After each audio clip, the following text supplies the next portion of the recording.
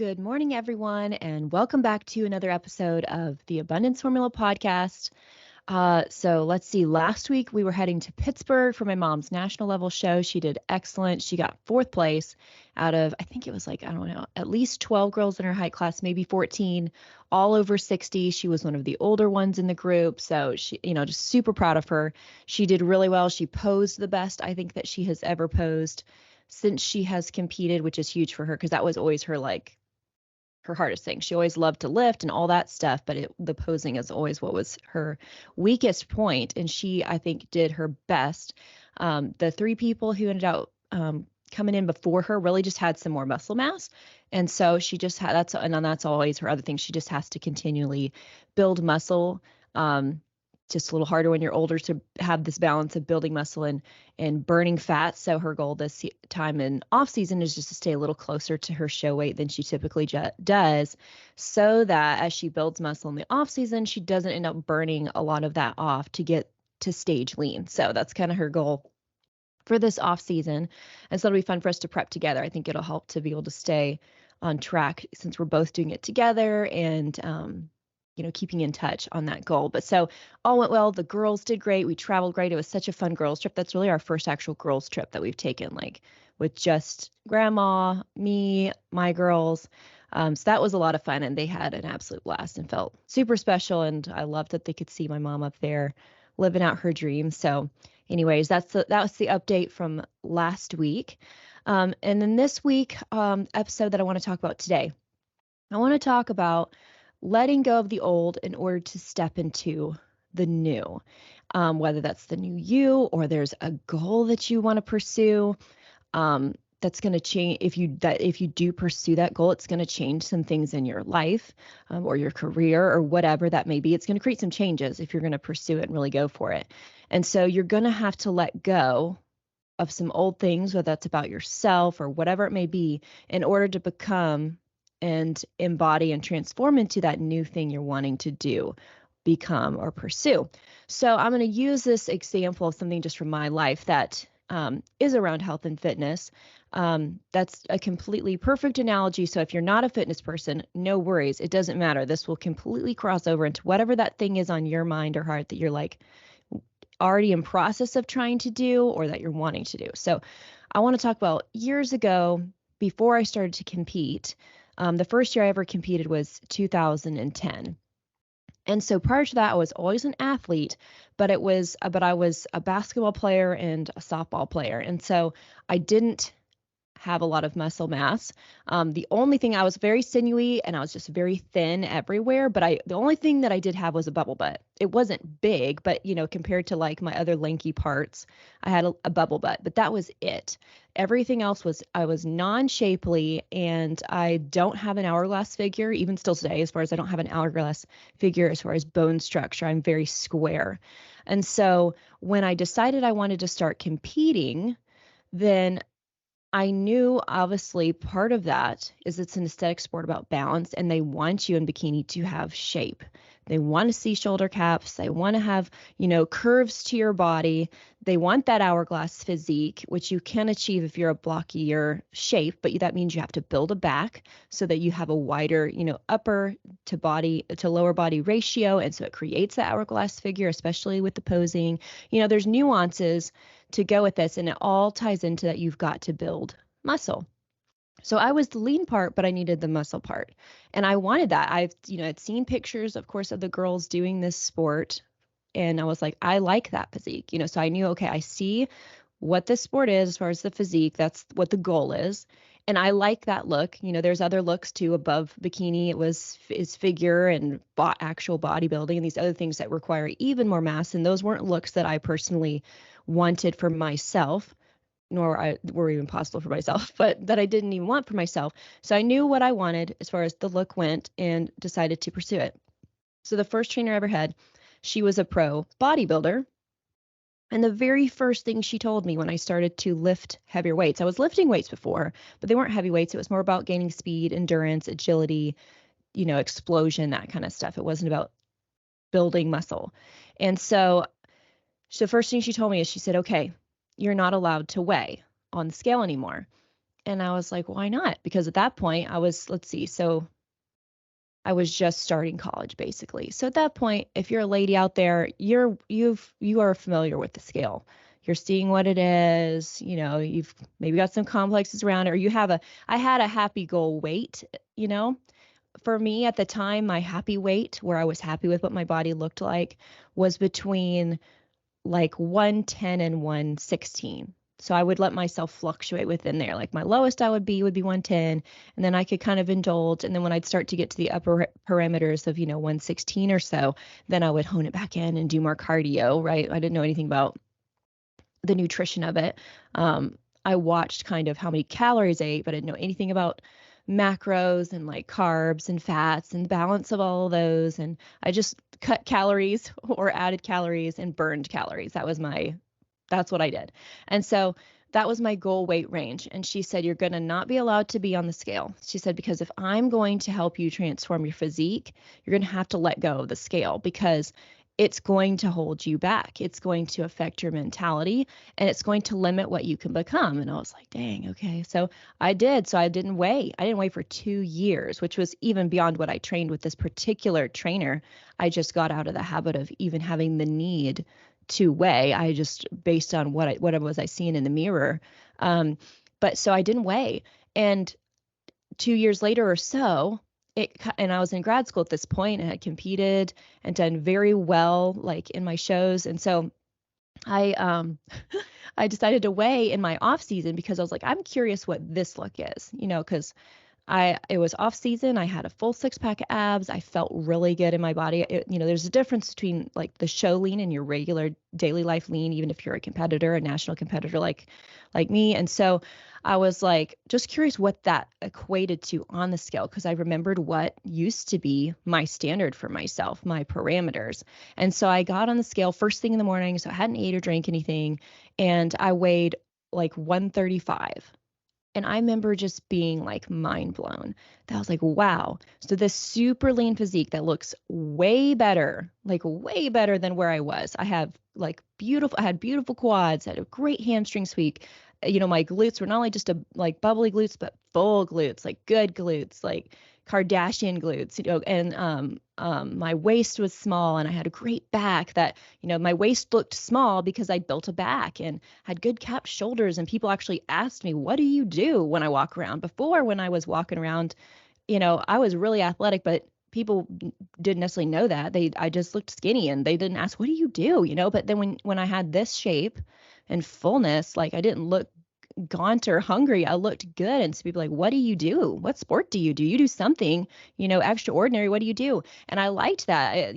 I was proud of that. And so that was so interesting to me that before my quote happy place, where I needed to be successful at that time, was between 110 and 115. And I was now double that.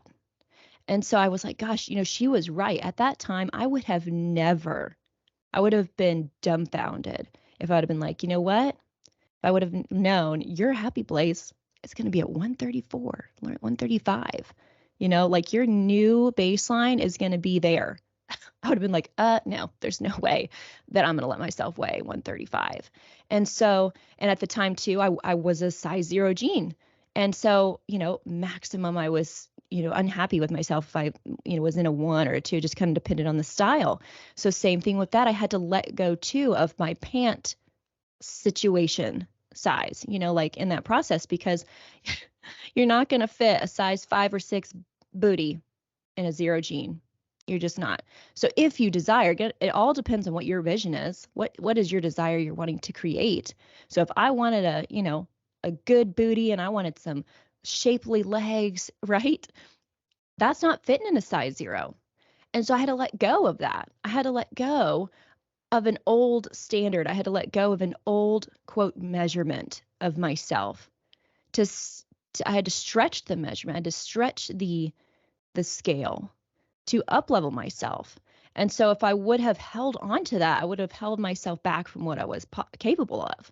And this really awesome future that I have now. I mean, I can't tell you how many clients that I've had that have started out on the thinner side. They're like, man, I just want to look like you. I want to have your booty. I want to have your legs. I want to have all these things that they'll list about me. And I'm like, well, that's so sweet. And I'm like, well, let's do that. We can do that. I know how to do that. And then they're like, but I'm very happy in a size 0 jean. And so I have this goal of looking like you, and I want to be a size 0 again, because like say they feel like they've gained weight or something. So I want to look like you and I want to be in a size 0 again. They'll always say that, and then they'll list a few other things. And I'm like, well, which do you want more? Like, because the size 0 isn't going to happen if you're going to look like this. So like, I'm not in a size 0. Like I'm in a 5, or it depends on the brand, between a 4 or a 6, just totally depending on the brand. And a lot of times the jeans I have to pick are those kind of stretch jeans. It's for them to fit my butt good, like, because otherwise they'll gap over top. There's always nuances to anybody's shape. But I'm like, if you want to look like me, I'm not that a 0. And they're always like mind blown by that. I'm like, I'm not a 0. Or if they're tied to a specific weight they wear, I'm like, I don't weigh that. If we're a similar height, obviously depends on our height to be able to compare. And people always mind blown when they hear like where my like off season weight is, that they're so happy, quote, with how I look about it. They're like, what? I'm like, yeah. So like, just, it does. And I'm not trying to say that's what you're going to need to weigh, but I'm saying you got to let go of your old box. You got to let go of that old structure, that old, perception around yourself, and just open it up to what it's going to turn into, whatever it needs to turn into to fulfill your vision. Be willing to let that be. And that can be hard, because especially when you don't know exactly how that's going to look in the end or where it's going to land, that's scary, But if you have a vision that you really want, and are excited about, like I said, I as far as just this look of this sport, I knew what it looked like on the end game, and I liked what that looked like. I liked the vision. I loved the vision, actually, not liked it. I loved the vision. I saw myself doing a lot more with that physique for the things I loved, even professionally, than even just beyond the sport. I could see the ultimate life vision of what I could do as a trainer, as a health coach, as a life coach, as all these different things, if I looked like that, you know. And so I was all in. I was willing to let go of my past self, parts of my past self that needed to be gone to step into my new self. And so that's what you're going to have to do. There just are some aspects of yourself that will have to change in order to become the person that can fulfill that vision that you have. I'll say that again for you guys. There are some aspects of yourself that you're going to have to change in order to become that future person that can fulfill the vision you have. So I want you to think for a minute here. What scale do you need to let go of? What pant size do you need to let go of, so that you can actually fulfill the vision that you have? And that's can be a metaphorical scale, a metaphorical pant size. What are you trying to stay, but trying to become something else? And especially if you're feeling stuck, that's often why we get stuck, is we're trying to fit, what do they say, a square into a round hole, right? And so I challenge you to just think about that today. Is there a scale you've been holding yourself to that's really keeping you back because you're stuck on the number, or you're stuck on the pant size? And really get clear on your vision and say, okay, what kind of person might I need to become to make that happen? And what parts of myself might need to change, whether that's parts of my natural tendencies as a personality or whatever it may be. What do you need to change? You can change them. It's hard. It's totally a new habit creation, and really give it time. Like I said, I didn't mean to give it 2 years before I weighed on the scale. I honestly just forgot about it. But she was like, definitely this whole prep, which was a 12-week prep, you're not allowed to weigh. And it just became this rule. Like sometimes you do have to just make rules for yourself. Like, okay, I'm not going to revert back to, XYZ behavior because it doesn't align with my vision for X amount of time, and I'm going to see what happens. Sometimes you got to set some rules for yourself. And so try something like that. Set a time span that you're really going to pause some old ways, dive into the new, try all kinds of new, and stick to those. So you give them time to really compound. Because that's the thing too, especially in the fitness analogy. So many people make a change when they start a new program or whatever, and they give it like 2 weeks. And especially if you start out pretty much, a lean or a normal fit person, it takes time to build muscle. So, 2 weeks later after a diet plan, you're going to just feel really full because you're eating a lot more food than you're used to, and maybe even a little fluffy. But then when you continue on to the 4-week mark, the 6-week mark, the 8-week mark, the 10-week mark, now all those things start to compound and you start to see the results. And then even after that first 12 weeks, my first 12-week show, I wasn't even where I was working to be, but it was better than before. It was actually the next 12 weeks. So it was 24 weeks later that I really started to see true shape and, like gleaning the true effects of what I was committed to in the beginning. So you have to also give the new stuff time to compound and to build up. You can't just try it for 2 weeks and, not see all the changes in the world that you wanted to see and then be like, well, it didn't work. That's false. You're giving up when it gets tough to just continue the consistency. But if you continue the consistency, I promise those results are going to compound.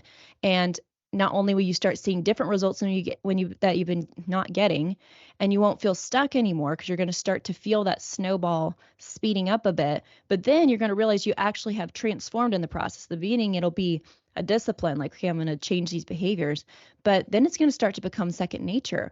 Then you can start spending time on changing other things that you want to change and up level.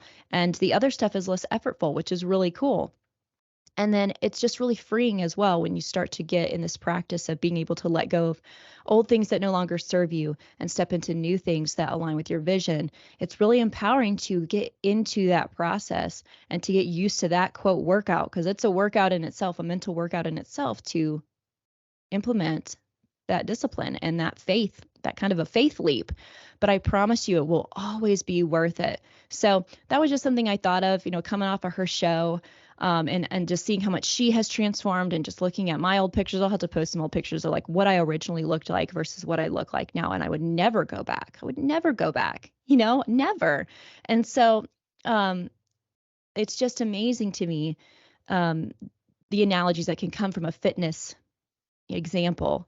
And again, since so many of you here are here for health and fitness originally following me there, I just love showing people how your health and fitness, the things you learn there, totally tie into every other aspect of your life, which is why so many successful people always tell you, and you hear from their life stories, even on this podcast, when you listen to them, that like their health and fitness routine is very integral to their success routine. And that so many of their life principles and concepts and disciplines and habits that they have developed and applied to their businesses or their relationships or whatever their success thing is, it all comes back to their base health routine and things they've learned there. So anyways, I hope this was something you can think about. Again, check what it is that's holding you back. Check that scale, check that pant size, and let it go, y'all. Let it go. Embrace the booty, right? Embrace whatever that change is, that thing is for you that you're wanting to grow, and really go for it. So again, if you love this episode, make sure to share it with somebody, send them a text, send them the link. However, share it on social media is always great. Make sure to leave a 5-star review if you feel so inclined. That's really helpful. And I'll check y'all out next week. Oh, also, and I do love this. I've been getting some more people like requesting different topics. I love when you guys do that because this podcast is here for you all. And so I want to create content and topics that you guys like. So I've received several of those lately. So I'm going to put those into some content. So feel free to always DM me at Jeana_Oldham on Instagram or our email oldhamstrong@gmail.com and let me know what topics you would like to hear about. So hope you all have a great rest of your week and catch you on the